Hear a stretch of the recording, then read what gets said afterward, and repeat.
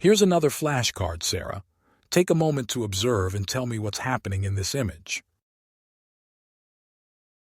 It looks like a young couple having a picnic in a sunny field. They're sitting on a blanket, surrounded by flowers, and there's food and drinks around them. Nicely described. Now let's focus on our phrasal verbs. Suppose they had planned this after a busy week. Which phrasal verb could we use to describe them setting up this picnic? They could be laying out the picnic. Exactly. Lay out means to spread things out for use or display, which they did with the picnic items. Now, think about how they chose this spot for their picnic. What phrasal verb might describe their decision to stop and settle here? They might have settled on this spot after looking around. Settle on is perfect.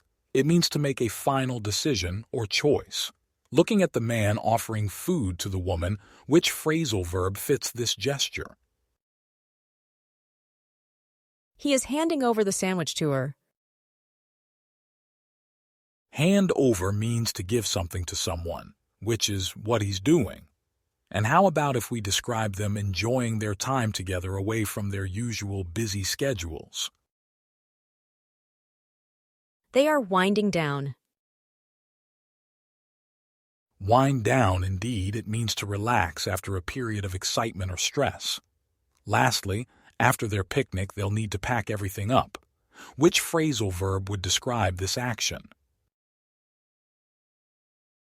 They would pack up their things. Right again. Pack up means to collect and tidy away items that have been used. You're doing wonderfully with these idiomatic phrasal verbs, Sarah. How do you feel about creating a story or a description using some of these phrasal verbs for our next lesson? That sounds exciting, Mr. Davis. I'd love to try out writing a short story using what I've learned. Fantastic, Sarah. I'm looking forward to seeing what you come up with. Remember, the more you put into practicing these phrasal verbs, the more you'll get out of it.